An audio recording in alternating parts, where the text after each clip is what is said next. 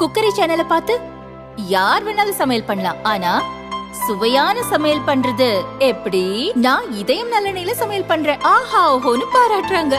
நீங்களும் இதயம் நல்லெண்ணெயில சமையல் பண்ணுங்க, பாராட்ட வாங்குங்க. தினம் தோறும் வாங்குவே இதயம் இதயம்.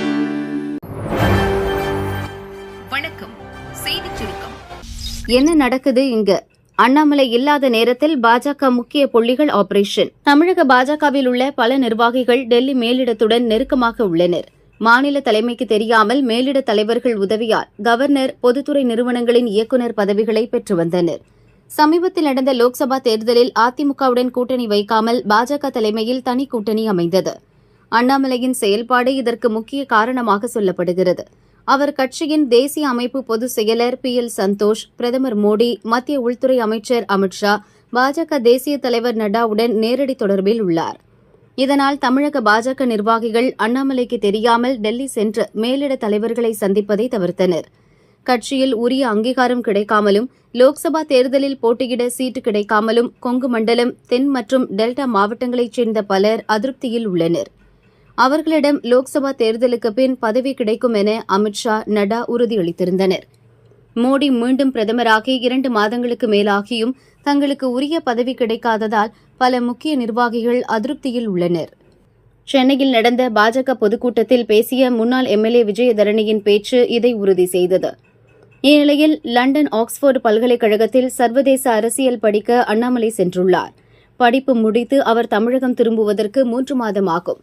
தமிழகத்தில் அண்ணாமலை இல்லாத இந்த சூழலை பயன்படுத்தி முக்கிய பதவிகளை எதிர்பார்க்கும் தமிழக பாஜக நிர்வாகிகள் சிலர் டெல்லி சென்றனர். கட்சியின் மேலிட தலைவர்களை சந்தித்தனர். மத்திய அரசின் வாரியங்களில் தலைவர், உறுப்பினர்கள் மற்றும் பொதுத்துறை நிறுவனங்களில் தனி அதிகாரம் படைத்த இயக்குநர் பதவி கேட்டனர். அவர்களை அண்ணாமலை ஒப்புதலுடன் வருமாறு மேலிட தலைவர்கள் அறிவுறுத்தியுள்ளனர். இதனால் போன வேகத்தில் யூ-டர்ன் அடித்து விரக்தியுடன் தமிழகம் திரும்பியுள்ளனர். பிரதர், நாம எப்போ சைக்கிளிங் போகலாம்? தமிழகத்திற்கு முதலீடுகளை ஈர்ப்பதற்காக அமெரிக்கா சென்றுள்ள முதல்வர் ஸ்டாலின் சிகாகோ நகரின் கடற்கரை சாலையில் சைக்கிளிங் சென்றார். மாலை நேர அமைதி புதிய கனவுகளுக்கு வித்திடும் என குறிப்பிட்டு அது குறித்த வீடியோவை ஸ்டாலின் வெளியிட்டிருந்தார். அவரது வீடியோவை திமுக MP வில்சன் உள்பட பலரும் சமூக வலைதளத்தில் பகிர்ந்தனர். லோக்சபா எதிர்க்கட்சித் தலைவர் ராகுலின் கண்ணிலும் இந்த வீடியோ பட்டது. அதை பார்த்து ரசித்த ராகுல், சகோதரரே, நாம் இருவரும் சென்னையில் எப்போது சைக்கிளிங் போக போகிறோம் என கேட்டார். இதற்கு ஸ்டாலின் பதிலளித்துள்ளார். அன்புள்ள சகோதரரே, உங்களுக்கு எப்போது ஓய்வு இருக்குமோ அப்போது நாம் இருவரும் சேர்ந்து சைக்கிளில் சென்று சென்னையை சுற்றி பார்ப்போம். நான் உங்களுக்கு ஒரு ஸ்வீட் பாக்ஸ் இன்னும் கொடுக்காமலே இருக்கிறேன். சைக்கிள் ஓட்டி முடிந்த பிறகு என் வீட்டிற்கு சென்று இனிப்புடன் கூடிய ஒரு சுவையான தென்னிந்திய உணவு உண்போம் என ராகுலுக்கு ஸ்டாலின் பதிலளித்தார். 2024 லோக்சபா தேர்தல் பிரச்சார சமயத்தில் கோவை வந்த ராகுல் சிங்காநல்லூர் அருகே காரை நிறுத்தி ஒரு ஸ்வீட் கடைக்கு சென்றார். மைசூர் பாக்கு மற்றும் ஜிலேபி வாங்கிய ராகுல் அதை ஸ்டாலினுக்கு கொடுத்து மகிழ்ந்தார். அதை நினைவு கூறும் விதமாக ராகுலுக்கு ஸ்டாலின் பதிலளித்துள்ளார். கருணாநிதி குறித்து சர்ச்சை பேச்சு, நேரில் ஆஜராக சீமானுக்கு சம்மன்.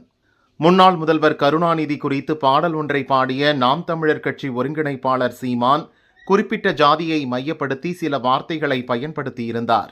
இது குறித்து சீமான் மீது வழக்கு பதிவு செய்து விசாரிக்க கோரி சென்னை பட்டாபிராம் போலீஸ் நிலையத்தில் வக்கீல் அபேஷ் என்பவர் புகார் அளித்தார்.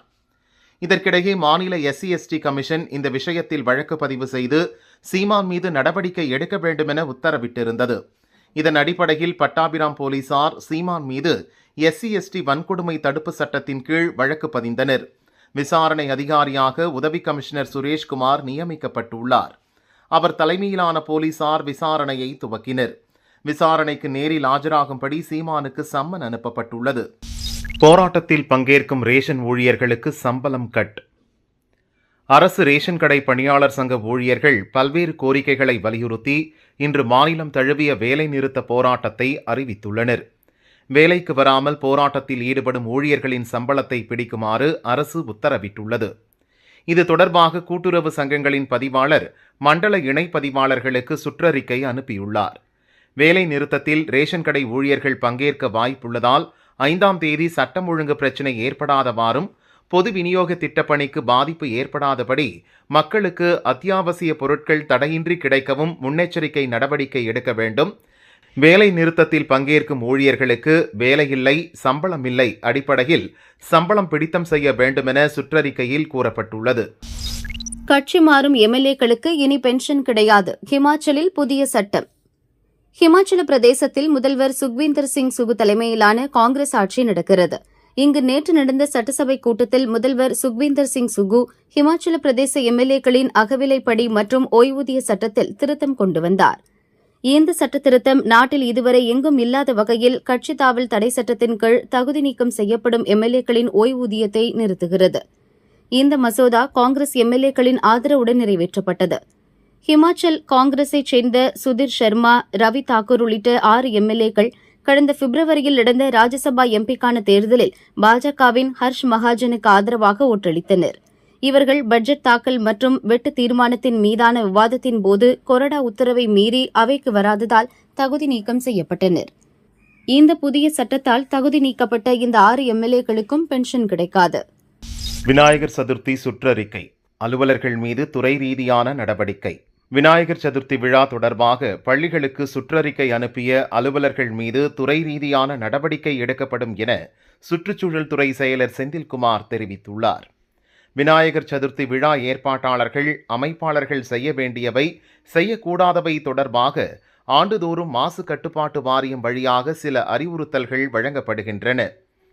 ஹைகோர்ட், பசுமை தீர்ப்பாயம் வழியாக பெறப்படும் அறிவுறுத்தல்கள் பொதுமக்களுக்கும் மாவட்ட நிர்வாகத்திற்கும் செய்தி வெளியீடாக வழங்கப்படுகின்றன. இந்நிலையில் ஒரு சில மாவட்டங்களில் தவறான புரிதல் அடிப்படையில் பள்ளிகளுக்கு விநாயகர் சதுர்த்தி விழா அறிவுறுத்தல், உறுதிமொழி குறித்து சுற்றறிக்கை வெளியிடப்பட்டுள்ளது.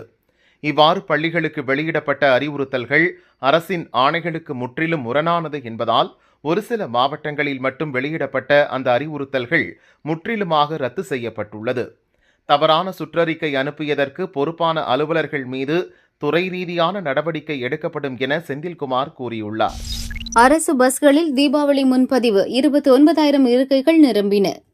தமிழகத்தில் அரசு விரைவு போக்குவரத்து கழகம் சார்பில் 1100க்கும் மேற்பட்ட சொகுசு மற்றும் ஏசி பஸ்கள் இயக்கப்படுகின்றன. இந்த விரைவு பஸ்களில் 60 நாட்களுக்கு முன்பே டிக்கெட் முன்பதிவு செய்யும் வசதி இருப்பதால் தீபாவளிக்கு சொந்த ஊருக்கு செல்வோர் டிக்கெட் முன்பதிவு செய்து வருகின்றனர்.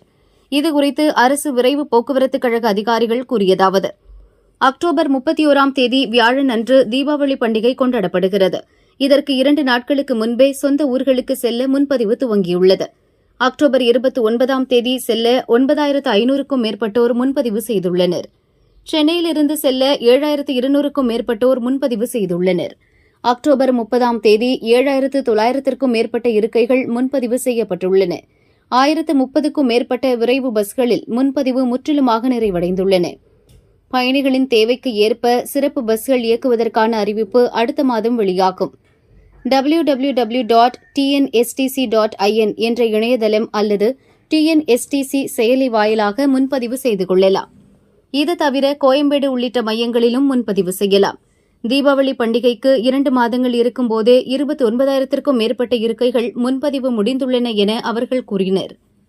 விஜயின் கோட் திரைப்படம் ரிலீஸ், ரசிகர்கள் கொண்டாட்டம். இயக்குநர் வெங்கட் பிரபு இயக்கத்தில் நடிகர் விஜய் தி கோட் திரைப்படத்தில் நடித்துள்ளார். இந்த படத்தில் பிரசாந்த், பிரபுதேவா, யோகி பாபு, ஸ்னேகா, லைலா, மீனாட்சி சௌத்ரி உட்பட பலரும் நடித்துள்ளனர். AGS நிறுவனம் தயாரித்துள்ள இப்படத்திற்கு யுவன் சங்கர் ராஜா இசையமைத்துள்ளார். இந்த படத்தின் ட்ரெய்லர் சமீபத்தில் வெளியாகி வரவேற்பை பெற்றது. இந்நிலையில் பெரும் எதிர்பார்ப்புக்கு மத்தியில் தி கோட் திரைப்படம் இன்று தியேட்டர்களில் வெளியாகியுள்ளது.